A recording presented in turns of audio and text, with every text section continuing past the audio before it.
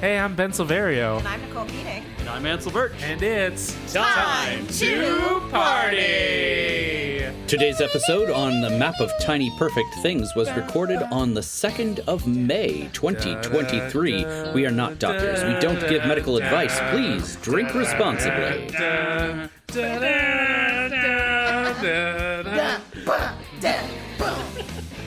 Have we just turned into Full Monty? Is that what the show is now? Oh my gosh. Now that is a musical. Party people, welcome back to Time to Party, where, we're just having the time of our lives. The time loop of our lives. Heyo. Where time becomes a loop. Where I time becomes a loop. had the time of my life. And Owe it all to you. Ansel's drum machine kicks in now. yeah, why don't we have a drum machine? You need like a shock jock. Like, Yeah, I need a keyboard. soundboard. Yeah. DJ. Those were my two favorite buttons on the DJ? keyboard that I had. Was literally like if you turned on, there was a setting that was like the voiceover sound effect setting, and one of them was yeah, and one of them was DJ. So fun. Wow. Yeah. Casio keyboard, baby. There you go. Love a Casio.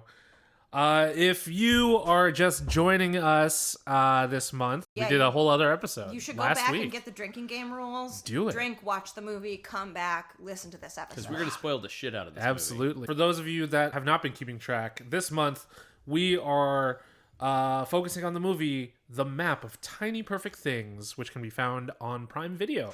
Prime Original. And we are joined by Nicole Keating. What's up, The babies? Prime Original star. Yes, Prime Original, quote-unquote star. I got to hit Greg Kinnear with a baseball bat. Oh, Captain Amazing. Yeah, he's delightful. I can't say anything Was bad he about amazing? him. He was amazing. Oh, good. And hilarious. We've heard the story like 2 times. I know we have. Maybe they don't remember. It's Maybe been they a while. Look, I also don't remember if I left it in both times. See, so there you go. It might have I been a minute. only have 2 stories, so Incorrect. But that is a good one. that is a good one. That is a good one. 2 stories until we get really drunk. Yes, and then I have Then you get the other stories. multiple. Yes. But it is, it's a great story because people love Greg Kinnear and having hit him. Like that's the nice little twist. People are like, oh, what? Why? Excuse me? Why would you do that? But why? You struck Mystery Men star Greg Kinnear. Struck him, I did. So if you don't know about this movie, our friends at Rotten Tomatoes give you the rundown. The film tells the story of a quick-witted teen, Mark, contentedly living the same day in an endless loop, whose world is turned upside down when he meets mysterious Margaret, also stuck in the time loop. Mark and Margaret form a magnetic partnership, setting out to find all the tiny things that make one day perfect. What follows is a love story with a fantastical twist as the two struggle to figure out how and whether to escape their never-ending day. Much more detailed than IMDb, but Yeah, still not great. And Margaret magnetically what? What was that sentence? Our next tongue twister? Mark and Margaret form a magnetic partnership. Mark and Margaret form a magnetic partnership. After me, students. I got distracted by how his life got turned upside down. Yes, it did. Also, this person needs some sort of basic clarity of writing class. A little bit. and not great. Hey, Well, it was the intern's first day. And they gotta put out a lot of content. So Yeah. I get it. But I'm curious what our tomato meter says. 76%. Oh, that's pretty good. yeah, Audience that's score pretty damn good. 72%. Interesting. Yes. That's pretty damn good. Yeah. I don't trust Rotten Tomatoes. Don't trust Rotten Tomatoes. I don't trust anything. Really, trust no one. It's 2023. Trust is dead. I mean, trust no one has been my next tattoo idea when I finally save up enough money for Where would a you tattoo. put it? I'm gonna get it. There's a design with on my thigh, and there's a design with a traditional UFO lifting a cow off the ground that I found on Pinterest. Cute. That says "Trust No One" and a little banner on the bottom. And so yeah, I mean, I don't trust anything until I watch it for myself. Also, like, I don't know, so many of movie critics are idiots, mean. Yeah. Wow. Biased. Not you. You're the good one. But, I mean, you've obviously read a lot of criticism as well, and That's you true, can yes. you can You are vouch for the absolutely fact that like some of these people are literally like turning in book reports, and A lot of they're them- like, this is my review. I feel like a lot of critics forget who these movies are for. You know, so they're unfairly judging them against fucking Scorsese and bullshit. You know, but like a Pixar movie doesn't need to be compared to Tarantino. Yeah. You know, Yeah, like, yeah, absolutely. remember who the audience is. You have to remember who the audience is, but I do think it is like, you know, I always think that people who like drive for a living are the worst drivers, like bus drivers, Uber drivers, anything like that, because they just drive so much they don't fucking care anymore. Yep. And so you see enough movies, you just don't fucking care anymore. That's you're probably like, true. I hated this. I hate my life. There are too many movies. Goodbye. I will say it only took 2 months of being an Uber driver before I started just flipping Uis in the middle of the street. I mean, seriously, you gotta. I really do feel like you just stop caring at a certain You're like, point. I know I can pull this off because I've done it 12 times today. Goodbye. So one of the first things that I wanted to bring up about the map of tiny little things. Tiny perfect. Tiny perfect. perfect things. So Tiny small little Itty things. bitty. The wee map of wee perfect things. Yes, the first thing that I wanted to bring up about the map of tiny perfect things is that star Kyle Allen reminds me of a young John Cena. Oh my God, you're right. He's got the jaw, but also the face. comedic chops. Like I feel. he really is almost a dead ringer. Like Yep. they could do a brothers thing. Yeah, or like a father-son thing, or like I know Kyle Allen from American Horror Story Apocalypse, so I didn't really get out of that zone. I did not know this but I wanted to watch this movie. He plays Romeo in the modern retelling of Rosalind. Yeah, I've been interested in that as well. And I think he'd be a good Romeo because, like you said, comedic chops. Like he's got a very handsome face, like John Cena, but he's got that comedy that I think really elevates it above just being a pretty boy, you know? Right. You know, he and he was also in Spielberg's West Side Story. Oh, was he? I still haven't seen that. I haven't either, but when I read that I was just like, "Oh, cool. I could see him being musical and flexible Yeah. and all that stuff." I could see me having a huge crush on him when I'm 17. He looks like he got cast in a lot of things, yeah. He Well- looks like I definitely would have wanted to make out with him in theater class. But Catherine Newton is much younger. 26. 26, Now, yeah. Yeah. But yeah, Catherine Newton, I know from Ant-Man and the Wasp: Quantumania. Obviously. So seeing Cassie Lang in this, I don't want to say quirky because like Quirky has a bad Exactly. connotation. right. But it is like, I don't know. Okay, so first things first, I loved this movie. I thought Yes. it was great. That's a great place to start. Yes, we should start more of our reviews. with Absolutely. saying, Actual, did or did you not like this film? I really thought that it was charming. Yes. It was interesting in the fact that it like actually had twists and turns that I didn't expect. And it was just a really wonderful like first love teen romance kind of thing. And also I really hope this isn't first love. I really hope they stay together because I swear to God, if they went through all of this and then they don't stay together, I will kill someone. But also, like, this is indicative of those movies from the 90s and 2000s that were under 100 minutes that told a really charming 100 story, minutes, yeah. you know, and it doesn't require too much brain capacity. You know, but like, if you wanted to delve a little deeper into this movie, you probably could. But like, on the surface, it's just It's a love story. It's a nice love story. It's a really good love story, and it's very, very well structured Right. and very funny. And also very romantic, I think. I do too. There were very romantic elements about this until he was really pushing the relationship. Where it was just like, you know, hey, if you have to push that hard, maybe you should back off. I feel like But- that might be the ultimate message of all time loop romances. Don't push it. I mean, we've watched 3 of them, and that seems to be the running theme. I mean, that's true. Now that you bring that up, that is very true. But I will say, in a way that, you know, because this movie was made in 2021, he didn't push it in a way that, like, ever made me feel uncomfortable. That's true. Like, as soon as he got the actual, like, nope signal, he was, like, gone. Oh, good point. He was gone. Yep. He wasn't like Ducky, And you know. No. And I mean, it really was like they were obviously flirting and obviously liked each other and all that stuff. So even him attempting to kiss her the first time was not. It wasn't like he was totally misreading the situation and being a creep.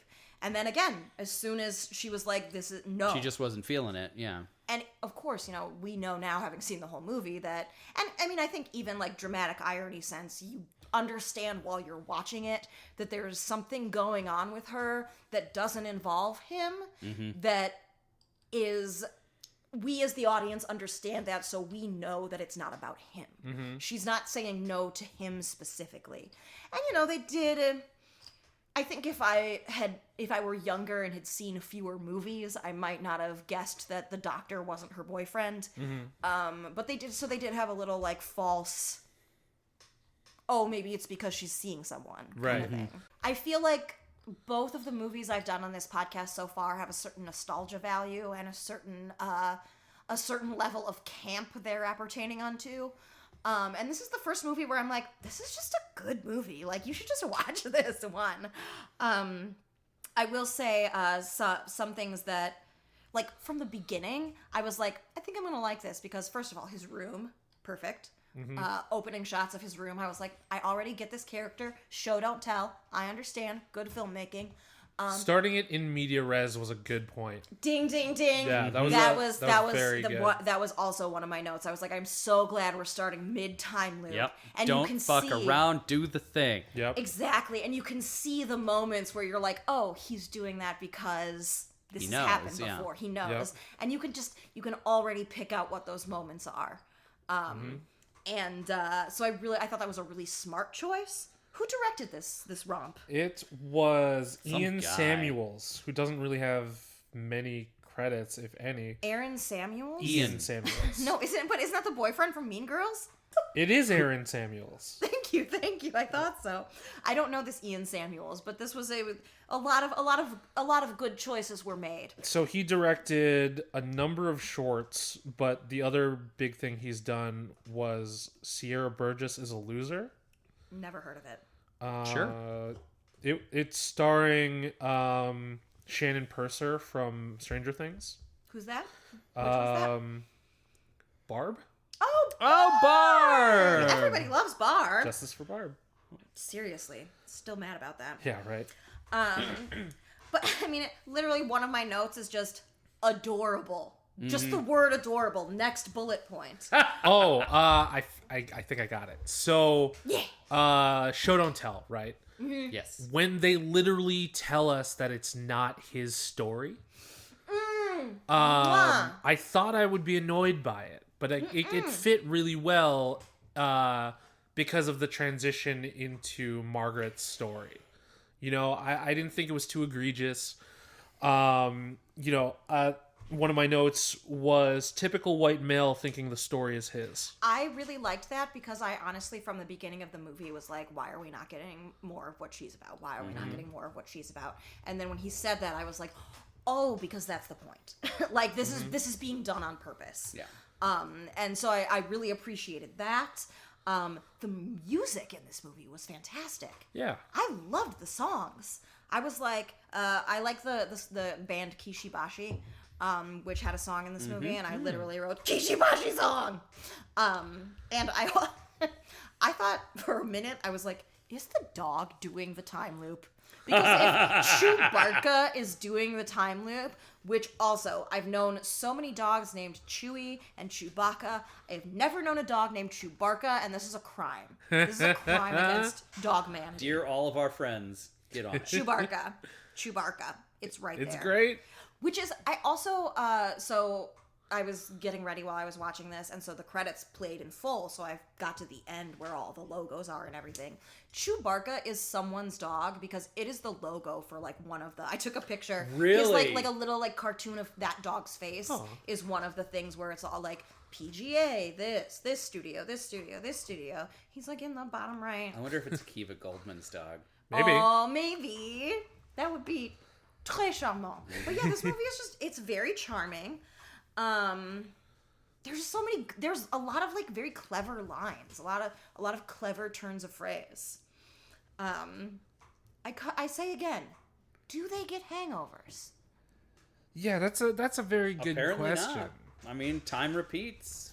Yeah, that's true. Yeah, if it clears It's a everything. new body, Yeah. technically. But like also the thing that I was thinking of with the resetting of time is that he remakes that map every day. Every single day, and that's really detailed. That's dedicated. He remembers her phone number every day after he gets it. And I'm That's- like, I barely remember. I had to ask my best friend for her email address. I was like, I don't know if it's in autofill. I don't know it. Yeah, why would Yep. I know that? Why would I remember it? Right, because like if I'm texting someone, they're in my phone already. So like I don't have anyone's phone numbers memorized anymore. Absolutely not. I know. I mean, dates. granted, we established that he's been through this time loop many times before. Yeah. So he's probably used to like, okay, if this is going to be important and I need it tomorrow, Yeah, he's I probably must got the commit memory. it to memory. Yeah. Well, and I think that there's a certain also like if he's so good at art, there's probably like he's probably just got a certain observational sense already going. Well, for him. we know that his observation skills aren't great because the thing going on with his dad. Yeah. Like he's very selective on what he wants to On remember. what he wants to remember. Obviously, yeah. he wants to remember Margaret's phone number, but like the fact that his dad got fired and didn't quit because of a midlife crisis, was just it was very good character building. It was. Showing how selfish Mark is, but like in an endearing way, I not guess. selfish and he's not unredeemable. Right. He's just a teenage boy. Yeah. But he's a teenage boy who is maturing by force through having to live the same day for thousands of times. I mean, how long do you guys think this actually was? That was something that I was curious about. Like, is this 3 years? I mean, that's always a good 5 question in years? these time loop movies, but based on the fact that he was comfortable with it but not tired of it, he seems really content. That So feels it's gotta like be early, right? Yeah, that feels like maybe a month worth of days sort of deal. Because I feel like after a month or so, you're like, okay, this. And then needs how to... long do they spend together?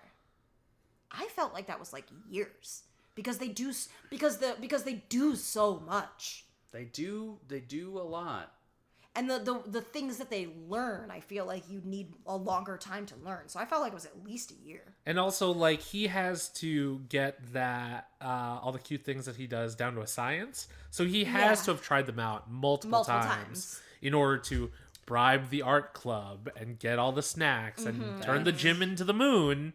Yeah, you don't do that in one afternoon where you have 16 hours. That's like a month long. Yeah, project, right? Basically. That's fair. Maybe he's just got a lot of patience. Because he kept striking out with the girl at the pool. Yeah. Over and over again, that he got down to the moment when he knew to grab her hand. So that had to have happened so many times. And I think that's what the initial shock was for him when Margaret showed up. He was just like, what the fuck? I need to know what products does she use because her hair is phenomenal. And when he said she had frizzy hair, I was like, that is not frizzy hair. You don't even know. Give me the phone number of your hair guy. So perfect curls. Perfect curls. I wrote down the line, I don't want the day to seize me. I loved that quote. I thought that was one you could take in and use it for life advice. Yeah. Yeah, this is again this movie is quite well written. I think they made liberal use of the montage, but what else are you going to do in a time loop? Yeah, time loop calls for a montage. Several montages, and I love a montage, so I'm not going to be mad at that. I mean, honestly, I was just sad that it was sad. Yeah, I mean, let's talk about it. The whole reason that it's sad is because Margaret started the time loop because she wasn't ready for her mom to die. Yep. Her mom, played by none other than CSI's Georgia Fox. Oh. Where I was like, why do I recognize this woman? And then her second appearance, I was like, it's the lady from CSI. Because I've watched too many crimes.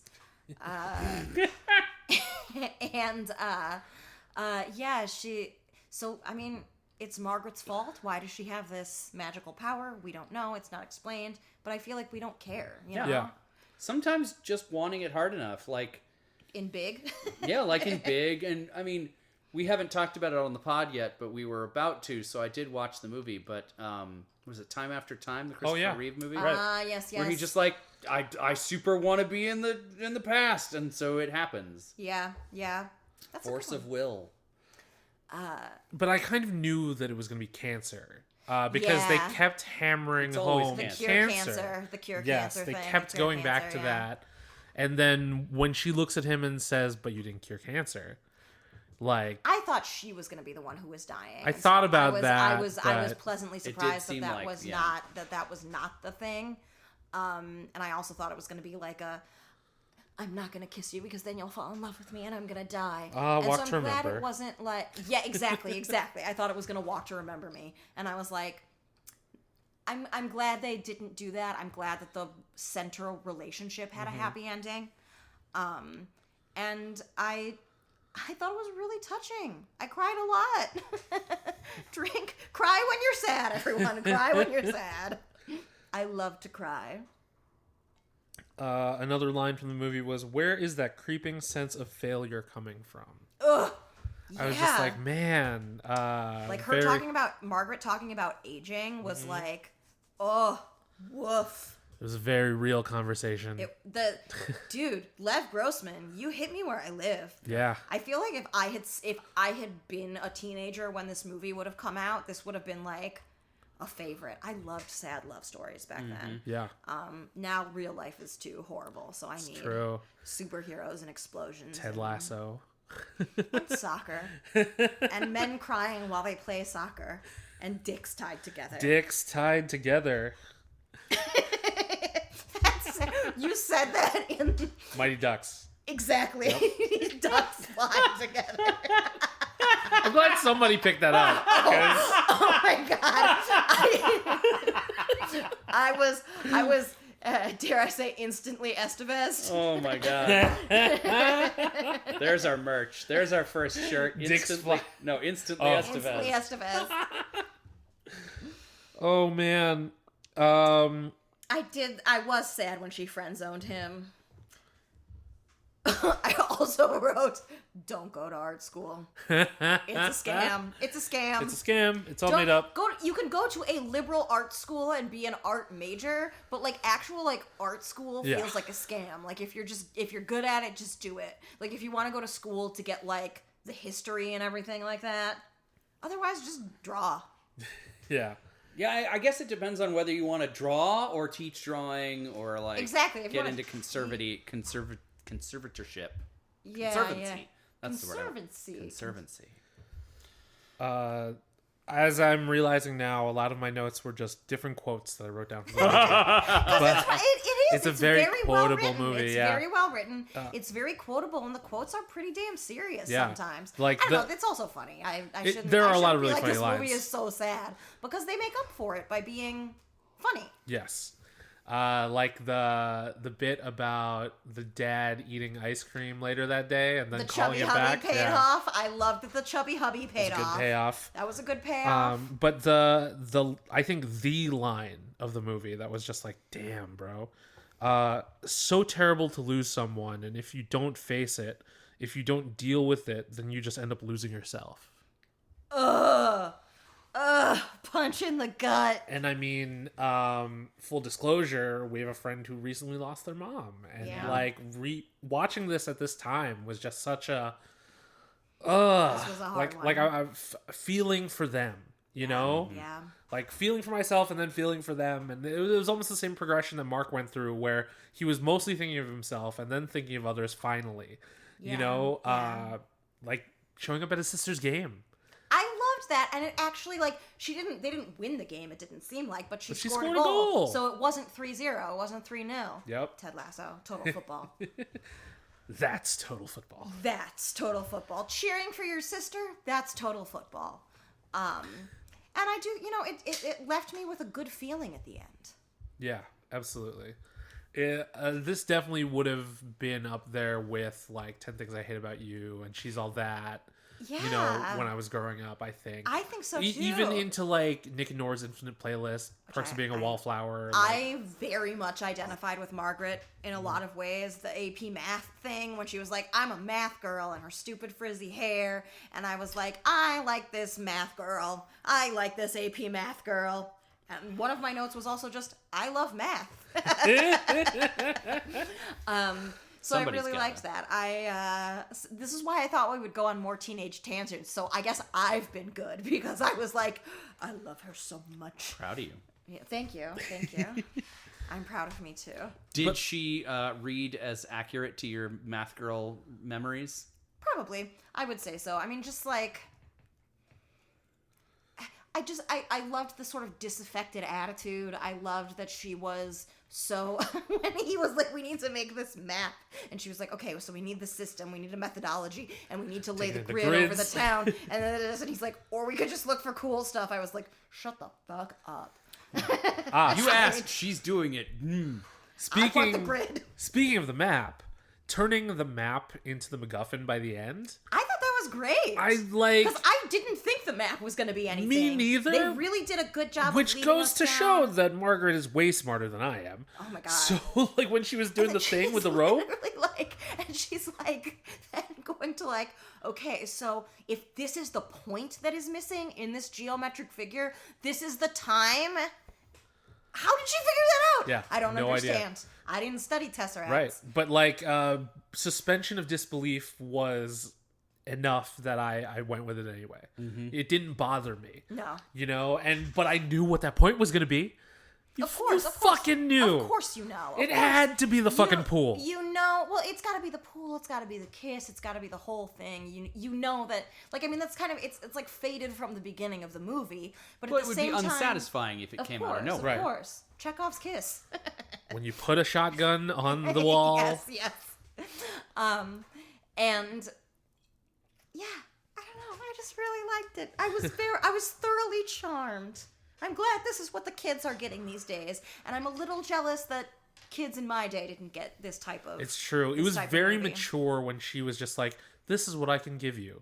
And he was like, I'll take it. Meaning, like, he'd rather have her in his life as a friend than not at all. Yeah. And that's extremely mature. And he didn't make it fucking weird. He didn't make it fucking weird, you know? And that's something that we didn't get in our movies back then. No, They always made it weird. They always made it weird. They always made it weird and then got away with it. Yep. Made it weird, got away with it, and we thought it was funny because that's what we told was fun.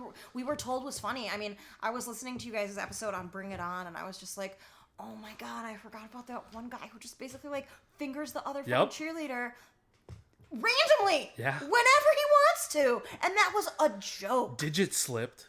Yeah, that was a joke. Like we were like, ha ha, that means that it's fingering her. Lol. But no, kids have it. I'm sometimes sad I'm not a kid these days. Yeah, but also kids these days had to mature a lot faster than we did. That's true. They also had to go to high school during the pandemic, and we had a lot of luxury that they don't have TikTok and Instagram where we only had LiveJournal. The internet's doing shit. Yeah. I barely had a MySpace. I had LiveJournal and almost I had a MySpace, but that's where I learned how to code and then forgot it all. Oh, I didn't even. I learned to code for LiveJournal. That was. Oh well, I did that too, I guess. What was your song on your profile? Did you have one? I don't think I had one because I didn't really use MySpace that much. I was LiveJournal and then it was Facebook because we got like when I went into college, we were one of the schools that had Facebook, so it was almost straight into Facebook. Really, you skipped the MySpace. I had one. I just didn't really ever use it. Yeah. And also, most of my friends were on LiveJournal, so. Yep. My senior year was when Facebook opened it up. To everyone? Well, no. Just to, yes, I think. Because that would have explained how we got it. Yeah. Because we got to have Facebook right before college. Nice. So we like connected with people Yeah, that we were going to be in college with. Our school had like we got it like the summer before college, so I was able to like friend my roommate. Really? And You got it the everything. summer before? Man, I didn't get it until like partway through, maybe even end of freshman year. Because they were Harvard and Zuckerberg is pretentious, so they opened it up to like the top tier schools first. And I'm not, right, you were Northwestern. Yeah, and it's disgusting, and I'm not joking about that. But they yeah. really were like, we're only gonna let like the people in who are in these like specific universities. So I think maybe U of I might have had it as well. I might also have waited a while before adopting. I don't remember whether I got it right on. I want it on. I love the fucking internet. I want it on right away. I wanted to friend everybody in my fucking dorm. And Poking people. Oh, yeah. Oh, my the God. poking people. Do you know that Dave and I have been dating so long that one of the reasons I knew he liked me was that he poked me on Facebook? Yeah. Yeah. Big ol' That's wow. good. God, I remember being in this ongoing poke war with this girl, and it was just Poke war. all the time, all constant pokes. But you that's how you know that website was made for flirting. Because of the pokes. Man, Like, if I was today years old when I realized that was what that was. a poke, it's definitely a flirt. Man, I missed a lot of... Unless you're a lot of potential Yeah. hookups. Unless you're literally doing it to like one of your like actual friends as a joke.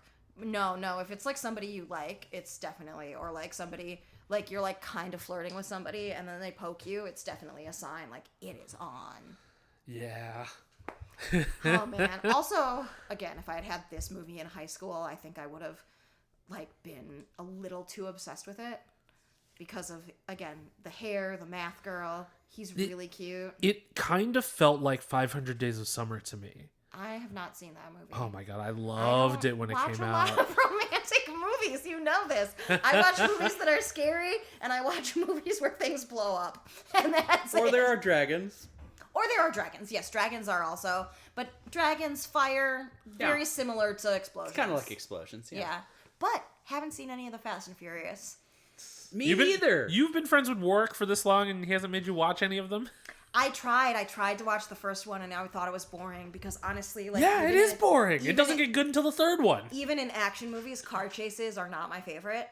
I just didn't like it. It feels so fake. Once The Rock joins them, they turn into superhero movies. That's see, this is what I've heard, and I'm like, maybe I'll be there for the superhero part. But I honestly I don't know. Maybe that's our next podcast from Indecisionist Productions. Just all of us watching All the Fast and Furious watching all the movies. Fast and Furious movies. I'd be so actually furious if that was a podcast. We quickly get furious will be the name of the Not- podcast. I am fastly furious. got furious so quickly, so fast. so fast. I was furious. But again, I just don't like the car chases. Fair enough. Because it's all just like either stunt driving or like green screen. Yeah. Like Well, they're not if it was just stunt driving, I would be impressed. But because like it's a green lot of- screen, green screen, a lot of CGI. yeah, exactly. Because it's mostly that, it's just like, okay, Is you it the did stuff fifth on your one where they computer. jump the tank off the bridge?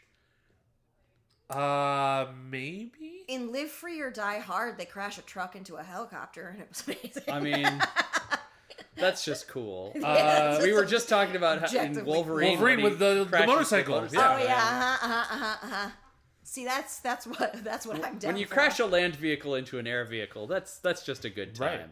Right. I know that if I had seen this movie in high school, I would have been very fastly furious that I liked it. But yeah, like I see a little bit of 500 Days of Summer in this, in the sense that Mark is the evolution of Joseph Gordon-Levitt's character in 500 Days of Summer, because for Tom, I believe that was his character's name. I thought his name was 500. Right? Sorry. The other character's name is in the title. Yeah, I know. But when Summer tells him straight up, like, I'm not looking for a relationship, don't fall in love with me, Tom basically ignores it and sees whatever manic pixie dream girl shit that he, that he wants to see. But, when Mark sees that, he catches himself and is just like, I'd rather have you as a friend. Why not? And he's mature enough to take himself out of that situation. Very much appreciated that even though she could have easily been a manic pixie dream girl, she was even styled like one, that Margaret subverted that trope. I thought that they did. And again, I thought like from the beginning, I was like, I'm going to be annoyed by this, aren't I? She's going to be a manic pixie dream girl. But then at every turn, I think they did that on purpose, where they styled her in the way that they styled her because she looks like she's going to be a Zooey Deschanel. And then at every turn, she's literally like, nope. I think even in 2021, it was too late to try to pull. Like, you have to remain self-aware enough if you're gonna even approach that territory to know not to. And talk about being self-aware. This movie just like they knew what they were doing. So self-aware. Groundhog Day. Oh my god, Edge of Tomorrow. So much. Which I had forgotten about Edge of Tomorrow until they mentioned it in this movie. I'm amazed we haven't watched that movie for this show. I thought Warwick would have picked it. Really did. Shocking. Still might. Who knows? He still might. Good movie. Do they still call it Live Die Repeat on the? I feel like when it came out on DVD, they came out with a different title. I don't remember. I feel like they did fuck around with the titles a bunch on that one, but I don't remember where they landed. Didn't they do something wonky with the sequel too? They made a sequel? I think so. First I'm hearing of it. Yeah, I had no idea. Do they get stuck in a time loop again? Again? I would just fucking kill myself at right. that point. I'd be like, time looped me once, shame on you. Time looped me twice. Oh, you know what it is? There was a sequel in development. Oh. But it hasn't been made yet. My prominent memory from that movie is just what's-her-name doing, like, yoga push-ups with those guns. Yeah. Emily Blunt. Man. Every single time you just see her and it's just like these oily arms and I'm like, girl. Oh, you mean Mary Poppins? Yeah.